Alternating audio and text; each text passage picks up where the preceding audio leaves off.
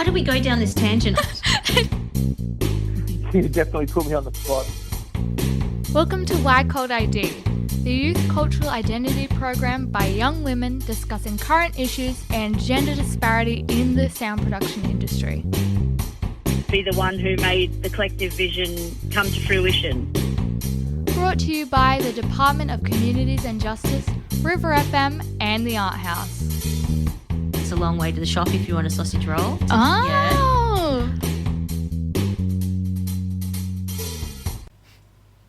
Hi and welcome to Why Cult ID, brought to you by the Department of Communities and Justice and River FM and the Art House. I'm Janelle and I'm here with Rosa. Hi Rosa. Hi. How are you? I'm not too bad, thank you. How are you? Good. That's Thank good. you for coming on. All good? Yep. So, Rosa, you identify as a trans person. Yes. And I've been actually hoping to have young trans identifying as... Do you identify as a woman? Yes, I do. Yeah. And so Why Cult ID was funded by the Department of Communities and Justice to address the gender disparity in the sound production industry. And so I have been putting it out there for somebody who identifies as female to come along as well, because unfortunately I don't know the statistics on how many trans people are in the sound production industry, but we can say that 95% are cisgendered men, and of that a large percentage white men. So out of that 5%, there'd be an even smaller percentage of trans people. Maybe we should look into finding that out in the True, future. definitely. Yeah. But tell us about your situation. How old are you and how did you come across realising that you were trans? Right, well, I'm 16 and a few months before I turned 14, I started dressing femininely because I was just like, oh, this just seems right. And then I asked my friend to use she, her pronouns for me. And I guess that kind of spiraled into me being like, oh, I guess this is how it is now. I'm just a woman and I prefer that much more than I do being a man. So for 3 years you've been wearing women's clothes? Yeah. Yeah. And so at what point was it just not... So was there a little amount of time when at the age of 13 you would sometimes wear men's clothes and sometimes wear women's clothes? Or just... I mean, I still do, but I guess if I have the choice, obviously I'm going to dress more femininely. Yeah. And so you have long hair for our listeners out there who can't see Rosa.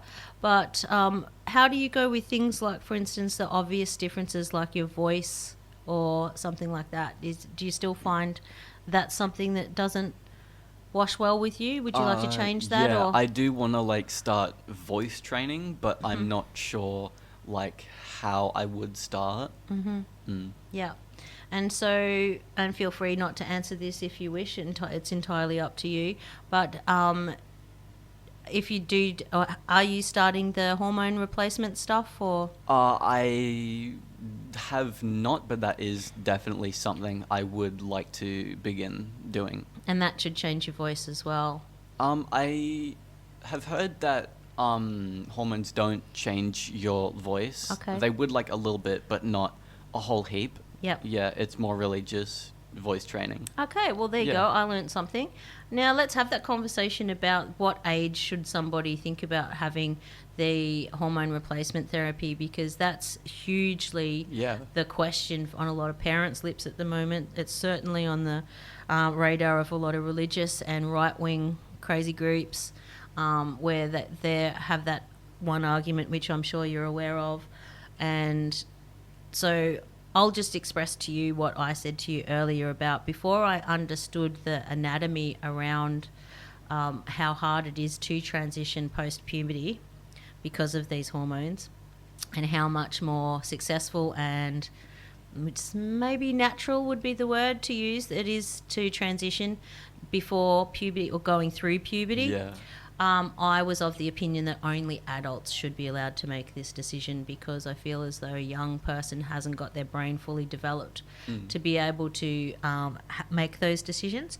But then I sort of changed it around a bit once I was more aware of the science behind it. What's your opinion on that? I guess yeah, I can definitely see the argument for someone being like over 18 or 21. Only then you're allowed to get on hormones and that. But I guess definitely not like younger than 13. I feel like that's definitely still maybe a little too young, I guess. Because maybe at that age you're still just like, I don't want to say figuring stuff out, but I guess being more yourself, I guess. I'm not sure, but I guess someone like my age, like 15 or 16, then they can definitely like speak with psychologists and stuff to see if they can get on hormone replacement therapy. Yeah, and I suppose before the age of 13, it doesn't matter that much in regards to physiology. Yeah. Because they could still very much be trans in their mind because the hormones haven't kicked in yet. And that's a psychological issue. So we did speak about the difference of whether or not you think it's a DNA thing, a genetic thing, or if it is purely an environmental thing. So hereditary versus environment. What do you think?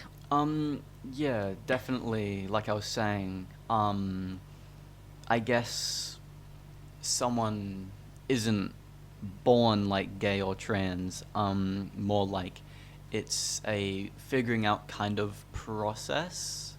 But like I guess like the way your parents act and stuff is definitely just everyone in general around you would definitely be like a big effect. Like if people are homophobic or whatever, then maybe you would try to like repress that and like be in the closet or whatever.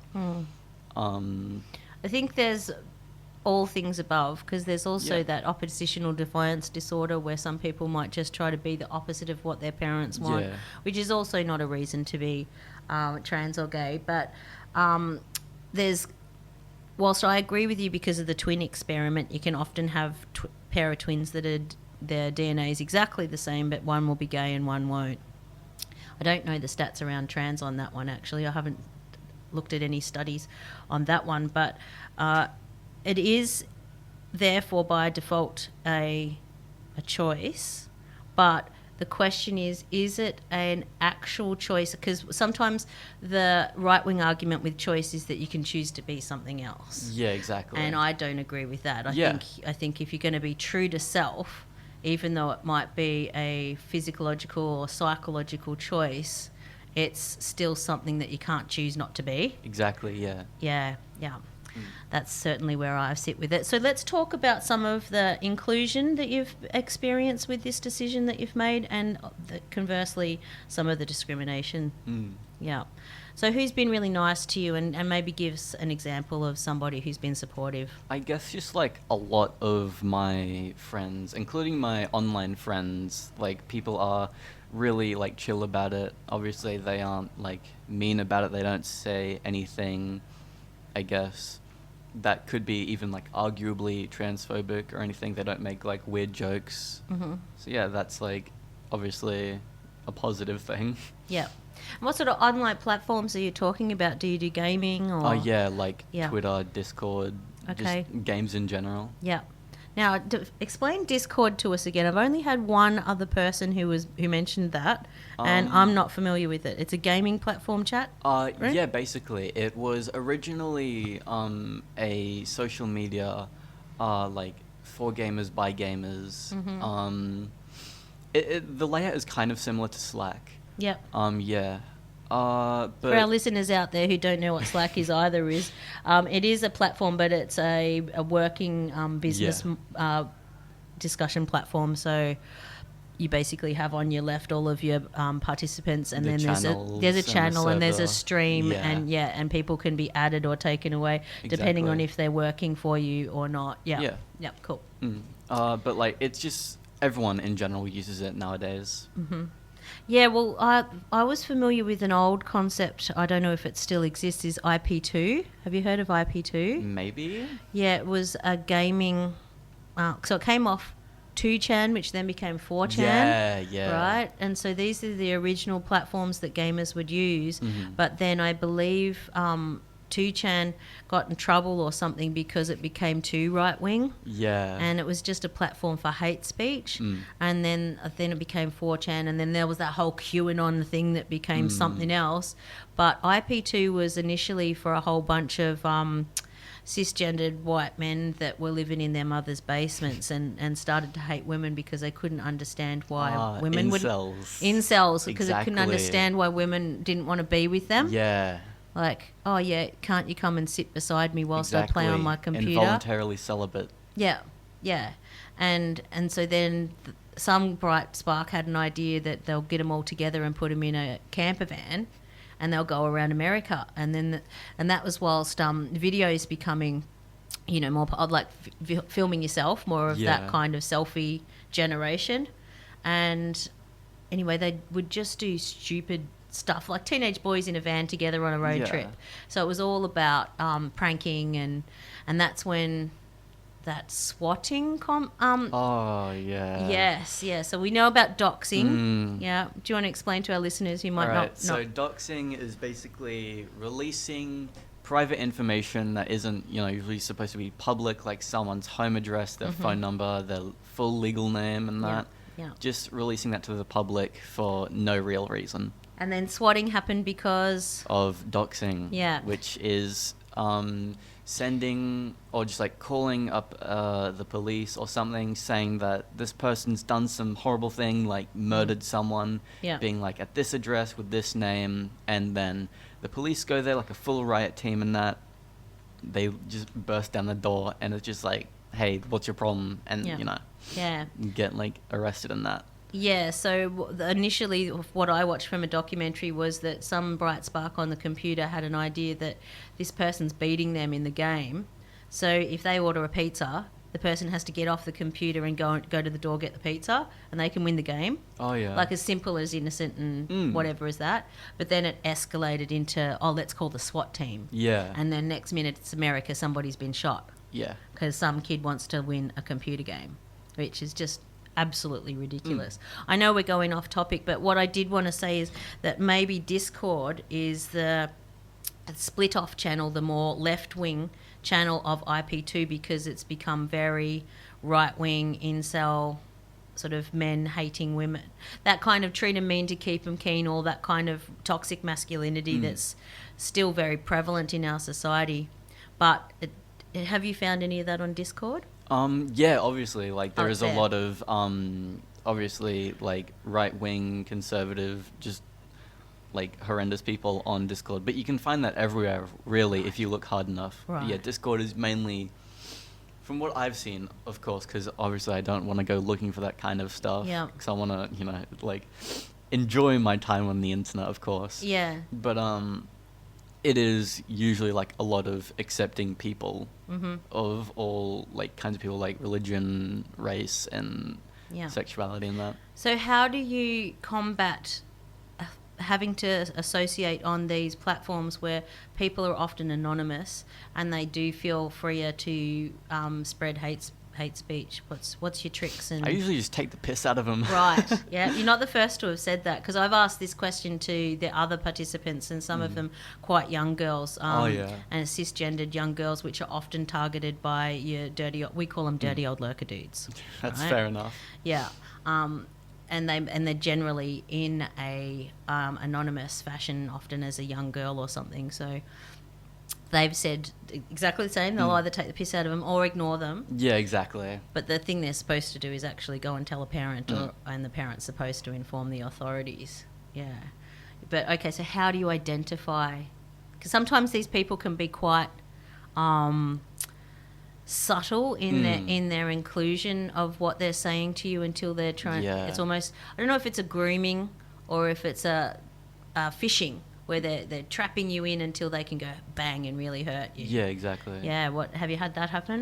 No, luckily. I have, like, everyone that does it, like, is kind of, like, says about the same thing. So if you read, like, I guess a bunch of texts from like groomers and people who have been groomed, it's all kind of similar. Yeah. So yeah, if you just read like a lot of that, then maybe it could like help you to, I guess, not get groomed or something. Yeah, and is there a difference between grooming in a trans society than there is in a cis society? Have you noticed any of that? I guess just maybe people like, I guess a common thing would just be like over complimenting or something, maybe, Yeah. or like chasers. What's a chaser? Someone who is usually just like a cis man who is really, really into trans women specifically. Right. And like fetishizes them a lot. Okay, and they're called chasers. Yeah. There you go, I've learnt something new already. Got to know these catchphrases. And then also, just to go really off topic, because this has nothing to do with gender at all, bots. AI bots. So I only just last week got told by the young participants that there's actually bots that are trying to groom them online for data and stuff. Really? Have you noticed that? I think I've definitely heard of that, but I've never seen one of them. Or heard, or engaged with, because because I was like, how would you know the difference if it was an AI bot or a human? Let alone, how do you know if that human is a 40-year-old cisgendered white male or a 13-year-old girl or 16-year-old trans person, right? Because they're obviously not. But yeah, so all these little tools and tricks that your generation is having to learn, it's quite daunting from somebody my age. But would you prefer a society where that didn't exist? Or I mean, yeah, but at some point you just kind of, I don't want to say get used to it, but just like more get accustomed and like figure out how to deal with that kind of stuff. How to navigate through that kind of life. It's sorry, I'm looking at to our listeners, I'm looking at with such concern because, as I've said to a lot of my other participants, I'm probably the last generation when I was a young girl that didn't have smartphones. So yes, okay, I'm not that old. The bricks existed, the text only phones, but the smartphones didn't, and the smartphones really flipped the switch, didn't they? Absolutely. Yeah. And so like the Blackberries and the Nokias. Nokia was the one I had, yeah. And so so then of course not only have you got the prevalence of porn and therefore younger people having access to it, because basically you have to press a button that says yes, I'm 18. Yeah, exactly. How's that? There's no way for them to just, I guess, prove that they're 18. Like everyone's lied about their age at some point. Yeah. And so whilst I can't talk to a lot of my younger participants about this, I think 16 plus is all right.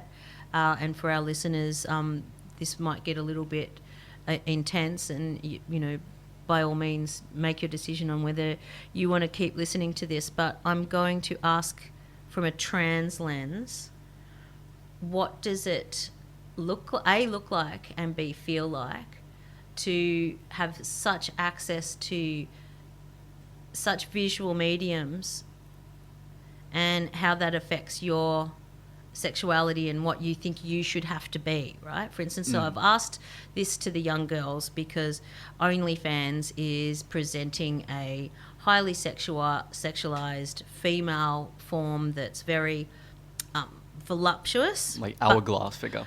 Yes and no. Like I was watching actually Brooke Shields' documentary last night, and that there's a very interesting feminist there that remarks that right up until the 1960s, the hourglass figure, Marilyn Monroe, that was considered the ideal body standard, and it was a very adult body standard. And then in the late 60s, 70s, with the second wave feminism, which was about all that body rights, burn the bra, have hairy armpits, you don't have to be the perfect 50s housewife. Yeah. The argument this feminist lady was having is what the powers that be, white cisgendered males, did was they sexualized young girls.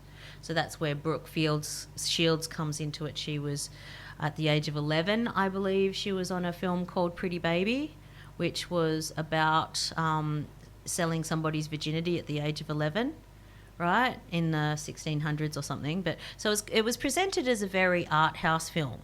Mm-hmm.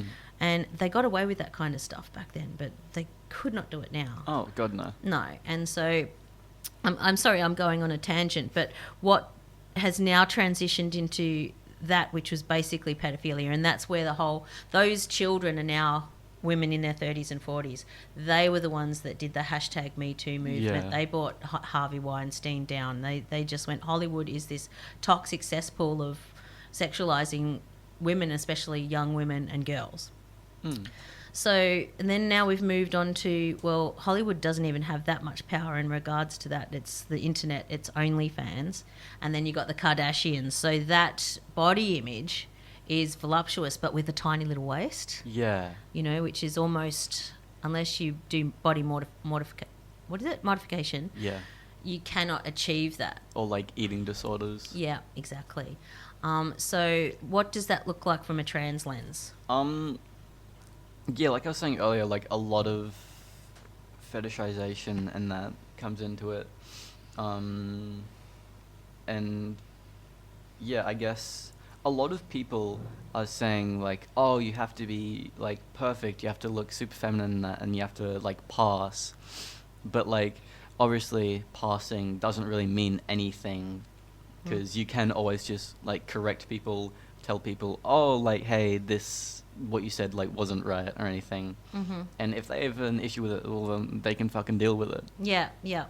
And that's right, because people are people and they're human beings. And, exactly. And most of those interactions that you're going to have of that nature would be in real life, I imagine. There might be some online, but the online lie, I guess, is that a lot of people are photoshopped anyway. Exactly. And so, let's just talk about real life right now. IRL. Yeah. See, I got it. I'm not that old. That was the first time I ever said not in IRL. Okay. And anyway, so the idea that we have to be perfect, especially as women being perfect, that perfect image. Yeah, exactly. A lot of guys will say, well, to me, I can only use me as an example, but will say to me, if only you knew what we actually find attractive in real life, as opposed to that narrative that you've been sold online. And we do like the imperfections, or maybe we do like a bigger girl, or whatever their specific interest is, and that we don't care about the pimple or the scar, right?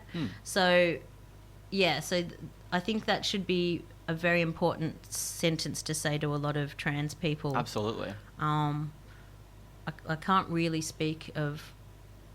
Yeah, hang on. I'll finish this sentence before I go on to the other one. I think as a woman to woman, I think it's really important for us older ladies to really reinforce that to you, that if anybody ever does say, oh, well, you're only a 6, you're not a 10, those kind of revolting social stereotypes, you know, that's probably more about how insecure they are. Yeah, definitely.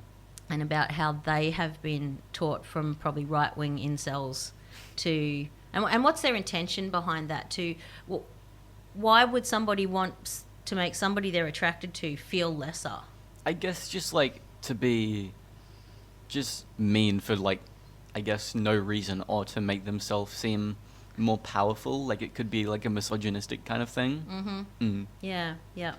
And because misogyny always confuses me with, why would you try and make somebody who you like you by being mean to them? Yeah, I don't get it. Like, even in a degrading sense, because like that's a thing people enjoy, that's like there is like a big difference between being like an asshole and just obviously, I guess, getting off on it. Okay, so there could be a little bit of a reverse world getting off on it. If this person still likes me after this, they must really like me. Yeah.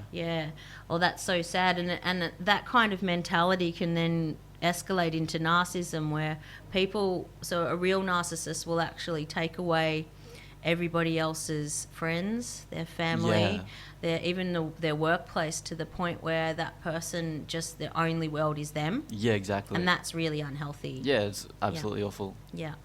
Okay, so, and then the other thing I was going to think about before was, I wonder what it would feel like to be a girl transitioning to a man, and then how they think other girls look at them and their sexuality. Like, do they think, I'm going to grow this mustache because that's going to make me all manly man? I suppose you can't speak of that, but I'm very interested in it. Perhaps even this is a platform for women and young girls and identifying, perhaps we could even get on a trans man just to have that conversation so we can figure it out better. Do you reckon that's a good idea? Yeah, okay, maybe I'll invite someone on. All right, have we discussed everything we wanted to about... Oh, inclusion, that's right. I've got one last question, because it's getting a bit controversial now, but one of the large arguments about trans people when they're younger is that it's becoming really popular now. Yeah. And so we don't want... And it'd be ridiculous for somebody to go as far as full bottom surgery to trans just to be popular. But do you think there is a space in the world for trans people where they just want to be considered special and different? And conversely, what would you like to see a world where total inclusion, the same as race, gender, religion, all of those? What do you think would be a better world for you? This is gonna be an insane comparison, absolutely. Mm-hmm. But I guess I'll go into it later. Just only unisex toilets, really. There isn't really, I guess, a need for them to be male and female toilets. Yeah. So just I guess only unisex ones, and just only have stalls, really. Okay, so that's a good way for you to use a physical reality as a metaphor for how you'd like to see inclusion. So there's no need for urinals, and what is that about? Obviously, I'm not a man. I've never been one. I've never had to use... Oh, I've used a sheepy once. Actually, I did. I used sheepy at Glastonbury. And there was actually a practical reality to it, I must admit. You know the reason why you never see guys lining up out of the toilet at a festival, or you're probably too young for clubs and pubs, but is because of the urinal, right? Yeah. So I'm just going to throw in a red herring here and say, all right, well, maybe we could have unisex toilets, but we'll keep the urinal in there, but provide sheepies. So next minute you've got someone like me standing next to a cisgendered white male, and I'm grabbing out the sheepy and just, doing that, because I haven't got time to wait around in the line. Yeah. I want to get back to the festival. I don't know, what do you think? Have I created an interesting visual for you? Urinals are crazy. Standing up to pee is insane. It actually... You know what? I liked it. There was one thing I didn't like, I really have to admit. What? Because you're not in stalls. I mean, you could probably... No, it does make you sit... Anyway. You have to bare your bum. Do you? Yeah, kind of. Well, I suppose if you were wearing jeans, you could probably still get away with a sheepy, but they're pretty big sort of things. You can't just... I mean, I've never used one, but... No, all right, but we're getting into some kind of embarrassing and cute anatomy questions here, but okay, sorry, listeners, but you can't just, have jeans and flop it out. You've got to basically pull your jeans down to put it under there to be able to pee, right? I mean... So you've got to expose your bottom. I've never used one, but, I think the last time I guess, pulled my pants down that far while I was, peeing, I was probably, 7. Yeah, right. Okay. Right. Well, anyway, that's... So, yes, okay, let's... From a feminine perspective, it is nice to be able to have that privacy and to always be in a stall and even do the polite lady cough, all of that sort of stuff. But, no, I don't know. My equality is a little bit more inclusive in... Being such a raving feminist, I want to be able to do more manly stuff as well. Yeah. So... That's fair enough. It's an interesting urinal conversation, isn't it? Okay, what other inclusion, though? Let's get back to a bit more seriousness. So if you were in a workplace, for instance, we'll split this into 2 conversations because it's very relevant for the sports conversation. But if society sees you as a man, you see yourself as a woman, but you just go to have a normal job in a workplace, and then you find out from your best friend who's female that you're getting paid 30% more, which it would happen at this point in society. How would you feel about that? What would you do? I mean, obviously I'd be chuffed, whoa, I'm getting paid more. But I guess, at the same time, the whole, the wage gap in that, obviously it, sucks. It's stupid. There isn't really there isn't a need for it. Like, there's no argument that can be made other than just like sexism. Yeah. But I think you've really hit the nail on the head there with your answer, and thank you for your honesty, by the way. Of course you'd be chuffed. Would you have enough social conscience and humility to be able to go to your boss and say, guess what? I want a 30% pay reduction because I perceive myself to be female? I mean, I guess it, like, depends, kind of. Mm-hmm. Like, That's a hard one. I might give you a week to Yeah. think about that. And also, would you go ahead and say that because it's not fair because my friend is not getting the same as me simply because of my genitals, and that's ridiculous? yeah, probably. You know, I have had this conversation with somebody who was trans from female to male, and they had the opposite, where they walked into the, and they're fully trans adults now, and they walked into the workplace, just being them, being human, and then all of a sudden getting the pay packet and finding it is so much more, and just going, well, obviously they didn't give it back, but they were just like, wow, this is real. This is just because I've walked in and I'm a male, I'm getting more than if I had have walked in 2 or 3 years ago as a female. Yeah, it's insane. It is insane, isn't it? And one of the things I like about the trans community, in whether it's about toxic masculinity, whether it's about rape culture, whether it's about the wage gap or any gender-related inequality, is you really flipping the switch. Yeah. Because it's getting so confusing that we have to ask these questions, and we have to go, well, hang on. There's the sport argument, right? Yeah. Good segue. Is this person an equal or physically or, So what is your opinion about the recent law that was changed where if you trans after puberty, you cannot play in a sport if you're trans? I mean, I feel like there's probably like some like somewhat good argument to be made there, but I feel like that's just like kind of dumb, because obviously me, if I like, I don't know, I tried not a sport, but I guess like playing the violin or something, I wouldn't be as good as someone who was born a girl playing the violin with also absolutely no experience. There's no like, oh, I'm like born a guy, so obviously I would be better at playing the violin. No, of course not. But there's a difference between a violin and a set of weights. Yeah, exactly. So I think in regards to certain sports, it is very relevant because your size, your speed, your strength. But I do have a friend who said most of the sports, it's irrelevant because you might get the tiniest little Chinese lady who maybe gymnastics and stuff like that where it's not that relevant, because a lot of people's adult size is relevant to the sport that they choose to use or the training that they've done to get to that. So you might have like a giant German woman that's been training her whole life, and she could be in the same category as a man in his 20s who's been training for 3 years and isn't quite as big. So therefore that belies the trans argument. Yeah. But if you're talking about really elite athletes, perhaps there could be, in my opinion, there could be different parameters, like weight classes, as they do in boxing and stuff. Yeah, so the biggest trans woman has to be in a certain weight class with other non-trans people. So maybe that could be a solution. I don't know.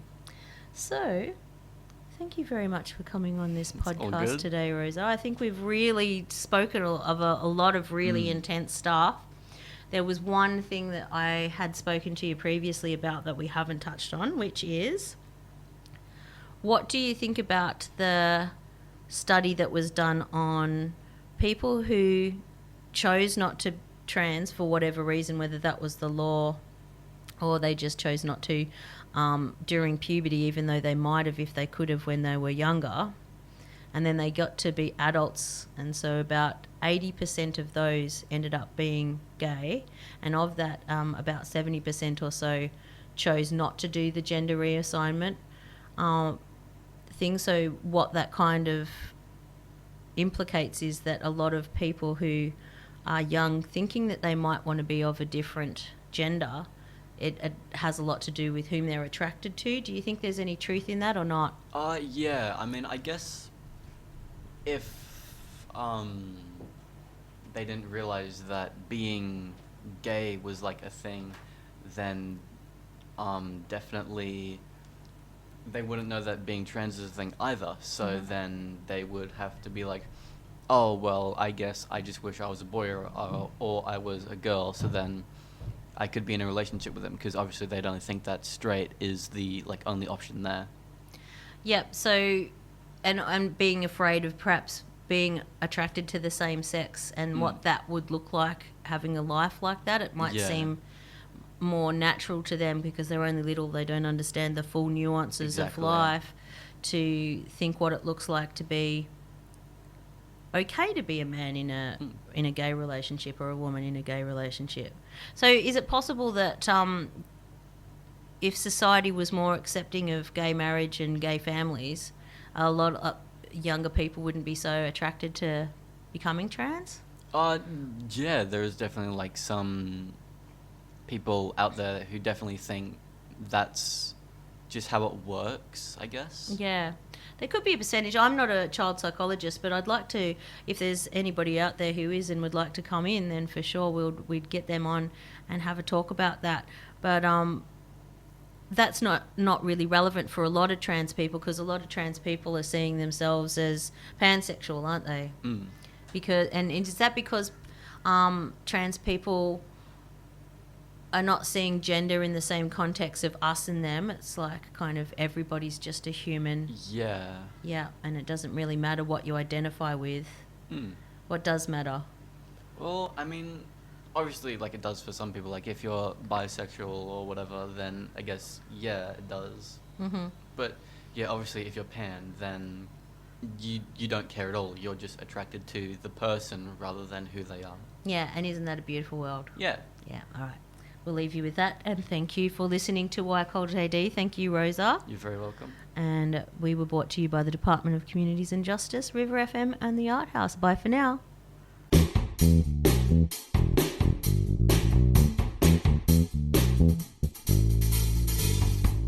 This is the Why Cult AD podcast. My name is Rosa. Next, we have an interview with Josh Pyke, hosted by Janelle Buckley from her radio show, The Art House. Hi, Josh. Thank you for calling into the Art House on River FM. How are you today? I'm good, thank you. Lovely to be here. Yeah. So where are you actually? Are you near Byron yet, or?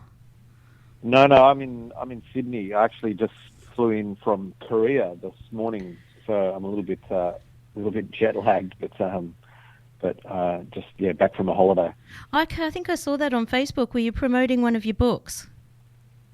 We went over for a holiday, and as a sort of aside, or as an extra bonus, I reached out to the publisher of one of my kids' books over there. So did a bit of promotion for that as well. But mainly just eating really good food and seeing the sights.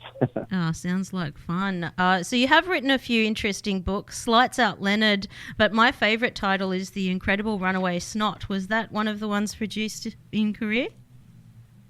No. So the one that was out in Korea is called Chatterpuss. Okay. It's called Chatterpuss in English, and I think it's called something like the chatty cat or something. The direct translation was for the Korean audience. Yeah, cool. Oh, well, we're not really here to talk about your books today. We're here to promote your tour touring all around Australia, but coming to Byron in November, and it's called To Find Happiness, and that's from your 7th album. You're going to be playing at the Northern in Byron, and we're quite excited to have you. You will have been, halfway through your tour or almost finished by then? It'll be about halfway, I reckon. Mm-hmm. So, we should be a well-oiled machine by then. Oh, when you say we, I assume you mean Hayley Mary, who's going to be supporting you? Yeah, that's right. So, obviously, she is from Byron, as far as I know. But, Hayley from the Jezebels is a solo artist in her own right with a fantastic couple of solo EPs, and she's supporting on the whole tour. So yeah, we're going to play a few songs together as well. Yeah, fabulous. She's probably most well known recently for the song "The Piss the Perfume," which was recently played on TV. But I also like her song "Chemtrails Over the Country Club," which is a Triple J like a version from Lana Del Rey. But so you've got quite the career there. You've been a composer for film and TV, and you've also got something coming up on TV. Or is it just dropped, Troppo? Troppo came out earlier this year. Actually, maybe even last year. I think it was early this year.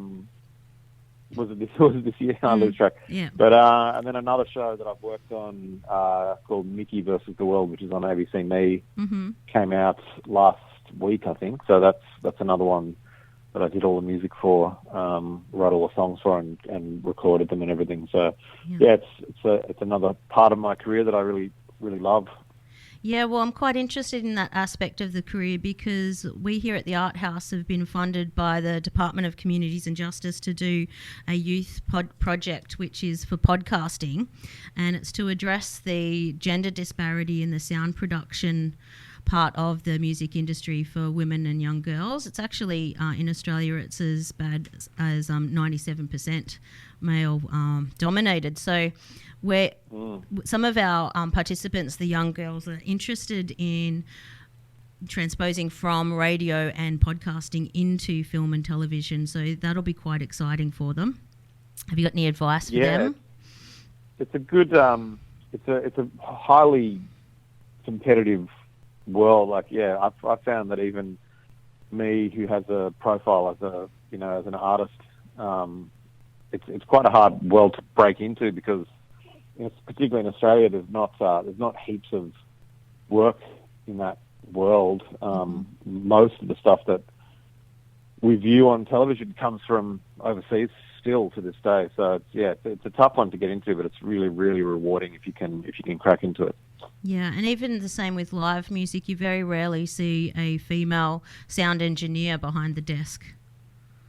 That's true, although I've got to say, in the last probably 3 years, I've noticed that's changed quite a lot. Yeah, local venues like the Great Club in Sydney, there's often female sound engineers there. And the last couple of festivals I played, I was really struck by how many female crew members there were as well, and band members, session players and stuff like that. So, I don't know, I think it's changing, but 100%, there's still a lot of work to be done. Yeah, and I think also from a regional perspective, that's massive because, as you even said before, there's not many jobs, and regionally there's often not any clubs. We here in Lismore just lost our last nightclub, actually. They're not going to come back as a nightclub post-flood, so we don't even have a venue anymore, let alone the 3 or 4 men that dominated that industry in this area. So it was very hard for regional women to get into that. So, yeah, 100%. People, very covetous of their positions once they have them, which is, makes it hard to break into for sure. And also there is the aspect of if women want to have children, then especially as a nighttime entertainment industry mainly, that's hard to navigate around as well. Yeah, for sure. Yeah. What I love about your career is that you have been very philanthropic and you have something called the JP Partnership. Is that ongoing? You still doing that? I am, yeah. I haven't done it this year. This year has been a bit of a tough one in terms of just timing, really. I've got this tour, which is, it's 33 shows, and I do all the judging and everything, like, all myself, so usually there's over a couple of hundred entries. So this year I had to take a bit of a back seat with it, but I definitely hope to bring that back next year. I've done it for 6 years in a row, I think, so hopefully be back next year. Yeah, well, you must have been busting to get out on the road too after COVID, so that makes sense. Yeah, it's a weird thing, I think a lot of musicians will say this. It's like you kind of don't realize how much you miss something until you actively can't do it. You're restricted from doing it. I've always loved touring, but at the same time, I've found it challenging over the years, just being away from home, being away from family. You know, I've got 2 kids, and being away from them is hard as well. But then when you're actually forcibly unable to do something, you kind of realise what a big part of your life it is. And you know, for me, I've toured really heavily for 20 years, and it's actually a pretty big part of my identity. So I'm really looking forward to getting back into it and kind of reconnecting with that side of my life. Yeah, well, that sort of harks back to what I was just talking about before with the gender disparity and how family generally, and present company excluded, but if you do concentrate more on your career and you have a partner that's happy to be the major child carer, that seems to work out better for men, but it doesn't seem to work out quite so well for women. Is there anything that you could say to your fellow gentlemen that could help, say, a partner of a female performer to inspire them? Because I feel like that's the last bastion of feminism, is to get men to want to spend less time in their careers and more time looking after their children, and therefore giving women more chance to look after or concentrate on their careers. Do you think that's a good thing or a bad thing? What are your opinions on that? Look, I mean, for me, it was, my wife has always worked full time as well, and I found that being a performer actually allowed me to be kind of a stay-at-home dad for a lot of the time, because the job does require you to tour, but then when you're not touring, you're at home. You're basically at home all the time. Yep. So I think it can be really flexible in a way, but as you say, for a female performer whose partner might work in a more traditional job, it might be harder for them to kind of find that balance. It's hard as well because, the realities of touring and being a performer is that it's, I think it's the statistic is there's only like 6% of musicians, or it might even be less, but the statistic is, it's like a very small percentage of musicians actually make a full-time living from being a musician. Mm-hmm. Yeah. So, at times, whoever the musician is, whether it's a male or a female, it might not always be realistic for the non-performer to take a backseat career-wise because their families can't afford to eat. So that's tough as well. But, I mean, I know from my own experience with friends of mine like Alana Stone, who's a fabulous musician and also, a mum of a now just over 1-year-old.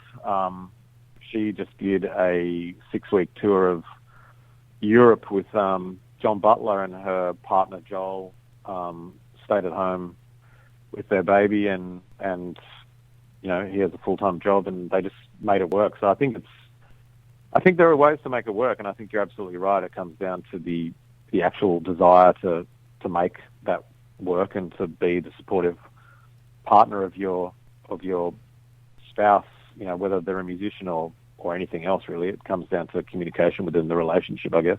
Yeah, that's a fantastic answer. Let's talk about To Find Happiness. You said make it work. I think that's a good segue to this quote that you said about your song To Find Happiness. It's not a song about being happy. It's about the fact that we are rarely happy, but there are good things out there if you make the effort to look for them. And so expand on that in regards to not only your song Find Happiness, but the tour. What's the real impetus behind all that? Well, I just think, I think there's a whole, I don't know, it's particularly on social media, there's a whole thing of sort of selling happiness and selling this idea that everybody should be happy all the time, and that if you're not happy and if you're not sort of achieving these goals and, hitting these benchmarks and, appearing to be super happy in your social media stream, or that you're failing. And I just think it's a really unrealistic. It's kind of like, it's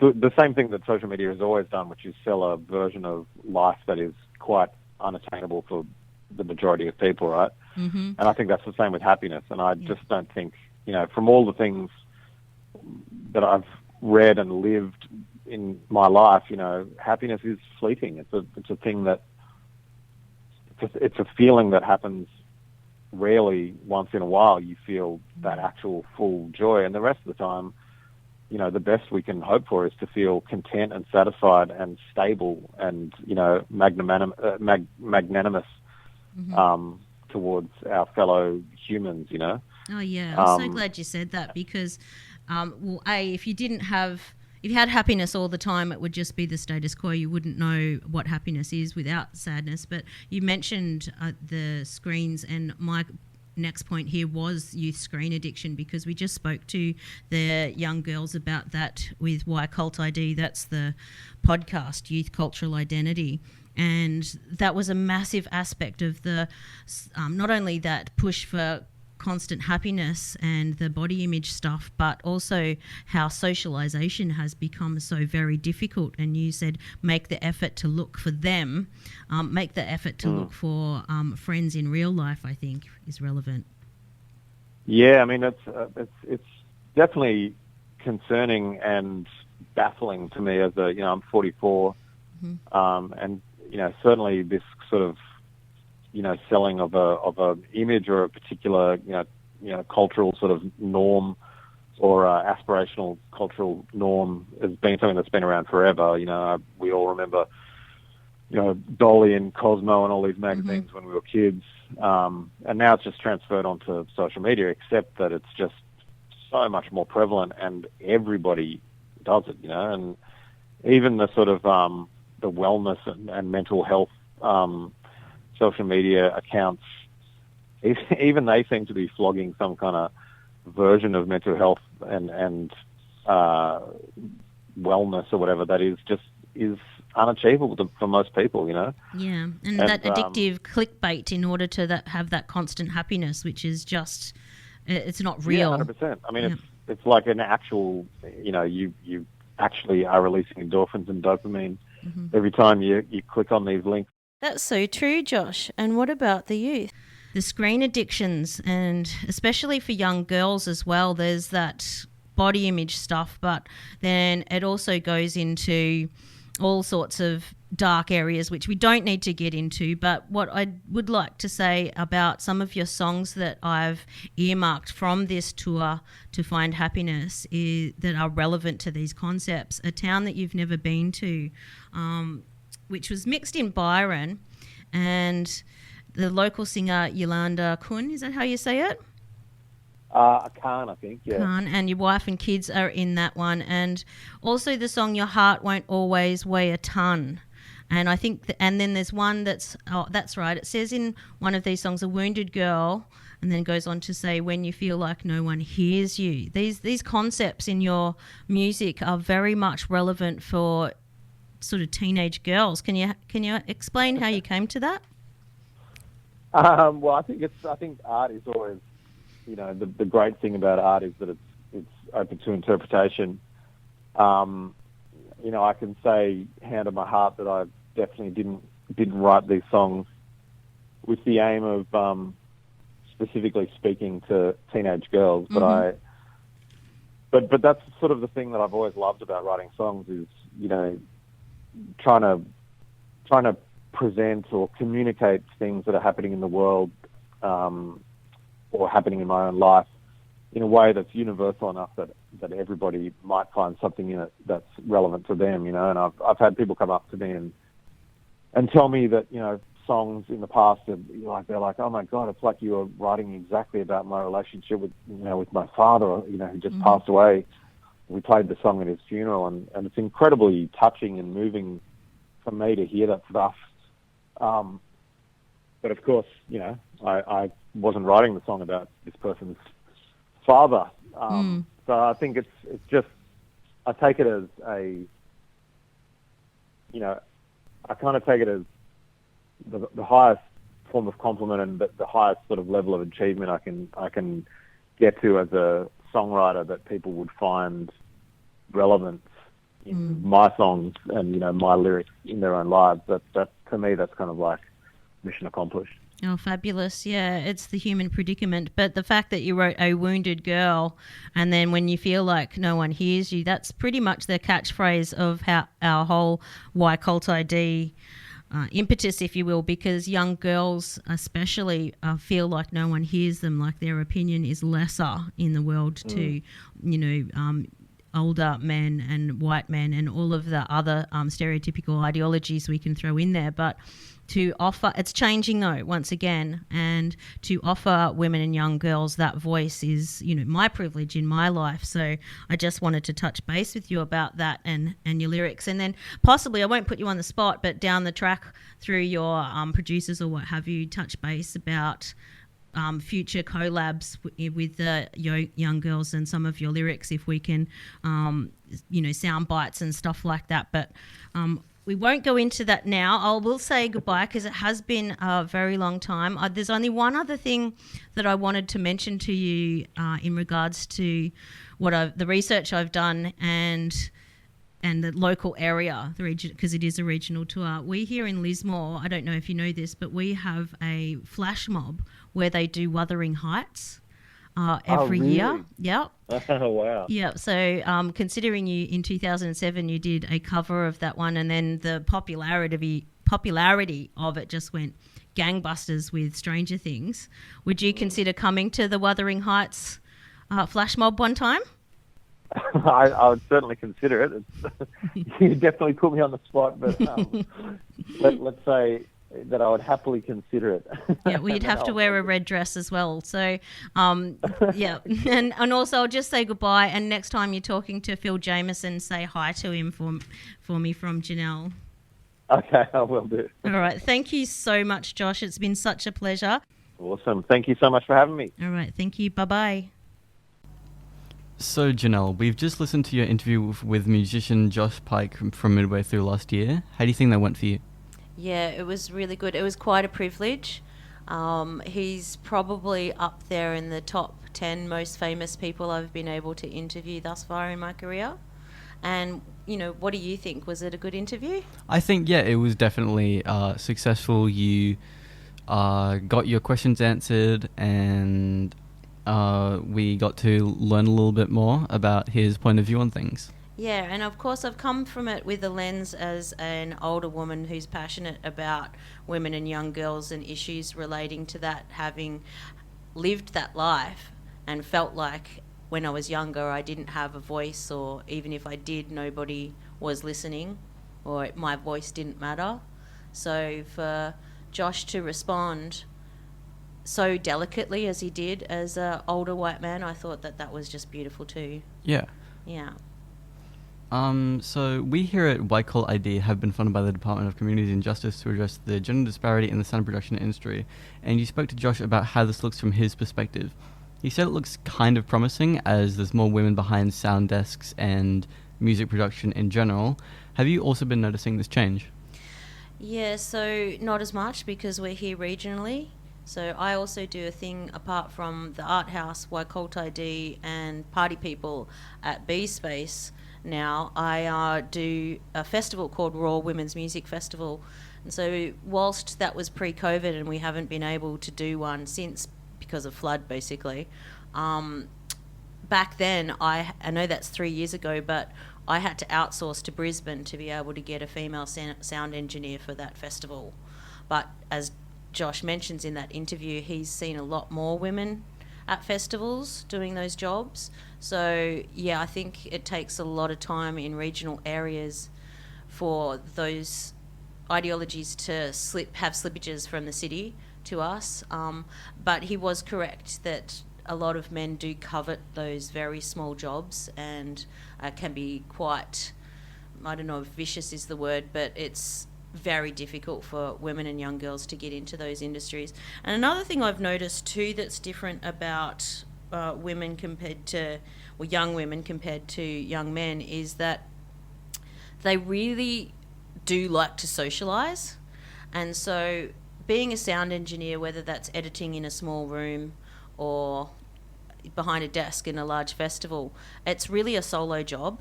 It's not something you can do. Maybe you could do it in pairs, but you can't really do it in a group. Of course, there's networking and marketing at a large festival where you've got to not only associate with the lighting and, of course, all the people on the stage. There's that aspect, which is social. But especially when you're talking about sound production from a studio point of view, girls don't generate towards that when they're younger because they just want to hang out with each other and talk. And so that's what I've found, especially at B Space. The girls don't really want to edit because it's boring, whereas young boys will be quite happy to sit in front of a computer by themselves for hours on end. So that's one thing that I've noticed that might be relative towards the gender disparity anyway. Right. In the interview, you'd both talked a little about the impact of social media and its effects on happiness and body issues that specifically target young women and girls. Do you think that you personally have been affected by this? Oh, definitely. Well, you pulled that one out of left and centre. I thought you were going to say something else. Good on you, Rosa. You made it about me. Yeah, definitely. I think when Josh mentions the word unattainable, in fact, I've written it down, so I might as well just quote him. The same thing that social media has always done, which is sell a version of life which is quite unattainable. And whilst he was talking about happiness, and of course that's relative to me, or anyone really, it's the human predicament, but in regards to body issues, there has been a shift over the last couple of decades. For instance, I think it's earlier in this podcast actually, we mentioned that right up to the 50s, the body image was voluptuousness, the Marilyn Monroe type tiny waist and, hourglass figure. But then that shifted through the 60s and 70s into a more skinny, tall, twiggy type look, which is great for people if they have that look, but everybody's bodies are so different that it's really quite cruel the way that media and marketing and social media targets a specific type to the point where we've now got so much body morphication.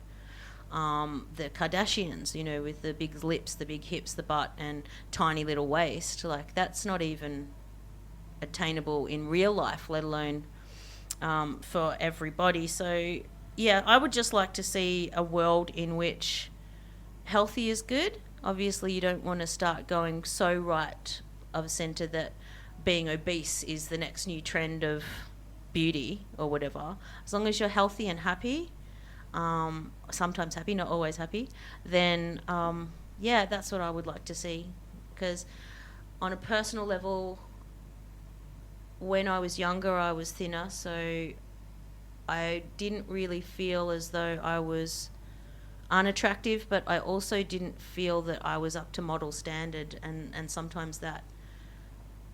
No, it didn't upset me at all, actually. What am I talking about? I was so much more interested in technology or studying or photography or art or music. That's what I concentrated on, so it didn't worry me so much. And also social media, of course it existed, I'm not that old, but we didn't have the smartphones, so it wasn't constant, always in your face. It was magazines like Josh Pyke said, Dolly and Cosmo, and those kind of things have always existed. So yeah, it's I feel for you guys at this age. And can I throw it back to you? Yeah, of because course. From a trans lens, what does that feel like for you? Or that body image stuff? Yeah, it kind of about the same really, but just like there's also the whole concept, I guess, of passing and having to I guess a lot of people take passing as not looking more masculine or more feminine, but just looking attractive as well, which isn't what it is at all. But a lot of people seem to think that is the case when it doesn't really matter what you look like. It's just, do you look feminine or masculine, really? So, if you've put on fishnet stockings and a nice little skirt and you're looking all adorable, right? You've obviously, I know as a woman, you've done that to make yourself feel good. But there are some people in the community who are of the, in my opinion, wrong opinion, that you've done that for attention, and so therefore, if they give you that attention, whether it's a wolf whistle or whatever, that's what you're looking for? Yeah. Do you think that's the case? And how do you feel if that was to happen to you? A couple months ago at this point, I had traveled to Indonesia, and a couple of times I had been catcalled. Yep. And rather as finding it, like, disgusting, I guess, obviously, like most people would, because it is, I kind of laughed it off, and I found it funny. Yeah. Yeah, as well as just being like, oh, I guess I look like a woman, so then I feel good about myself. Okay, so you actually were a little bit flattered. Yeah. Right, okay. And see, that's the problem, because some people are flattered, and that's their right, and some people are so, like, I don't know, affected by that. It doesn't happen to me anymore, but when I was younger, I remember that happening to me, and just it would put me into such a headspin of feeling like an object, like they haven't even bothered to come up and ask me my name or what I'm interested in, that I'm just this piece of meat walking along the street that deserves to be whistled at. And anyway, I had the opposite reaction, but to each their own. And I'm sorry, guys, if you're listening to this podcast out there, that just confuses you more. Can't help you. Yeah. Okay, what's the next question? You said that stay-at-home dads are the last bastion of feminism. Would you mind elaborating more about this?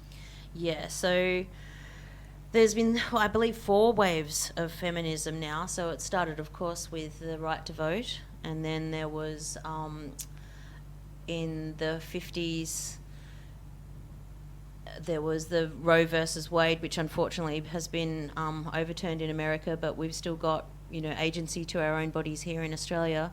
But yeah, so body agency, I think, was the second, and then there was the sexual revolution, I think, that centred around the pill, and then the 4th one, I believe, has to do with sex workers and prostitution or OnlyFans, whatever it is that there's a sort of a split between some feminists believing that women should have the right to make money off their bodies, and others going, oh, okay, well, is that good for society as a whole? Is it still objectification? And why does that exist? Because it's an economic reality. I'm of that point of view. Not that I'm trying to shame anyone, because if that's what they're into, that's fine. But understanding to some degree the way the world works from an economic point of view, I think it's really a byproduct of the way that women have been sort of streamlined into that trajectory to be that way, and I disagree with that economic part of it. Also, that's relevant to the stay-at-home dad stuff, because, as Josh mentioned, somebody might have the best intentions in terms of equality, and they do want to address the gender disparity, but it comes down to economy, and the reality is men do get paid more, and so therefore they're going to go out and do the jobs, which therefore the women stay behind and look after the kids, even though the dad might not even want to. So that's kind of like a self-fulfilling prophecy where it just keeps going and around, and until such time we have equal pay, and also models like the French model, for instance, where men get paternity leave just as long as women do, and also we have 30-hour weeks instead of 40-hour weeks or whatever, so that the jobs are done by both parents, but they still get to have time together alone with their kids. So this model that childcare needs to be cheaper, and you ship your kids off to some sort of institution whilst we both go off and work, I don't agree with that. I think that children need to be around both of their parents. And I think most people these days, back in the day, dudes would say, oh no, we don't want to hang around our kids because they're annoying. And that narrative's got to shift, because that makes children feel lesser, like their dad doesn't love them, causes all sorts of systemic problems down the track. So I love that Josh mentioned as a musician, because he doesn't make that much money, that he does stay at home a lot and his wife goes out and works. I think that's beautiful, but yeah, a little bit of balance for both would be nice. And musicians getting paid more as well. Yeah, absolutely. Yeah, especially female musicians. Yeah, so that's about all I have to say about that. Yeah, cool. That was good. Thank you. You're very welcome. And how meta was it, Rosa, that you were interviewing me about an interview? Yeah. And this is the first time I've been interviewed. I mean, yeah. It's a change. It is a change. It's usually my job, but thank you. You did very well. You're welcome. Thank you. Okay. Do you want to sign off with this has been Why Cult ID? Yeah, this has been Why Cult ID for River FM and the Art House. Brought to you by the Department of Community Justice. Yes, of course. Yes. Okay. Bye. Goodbye.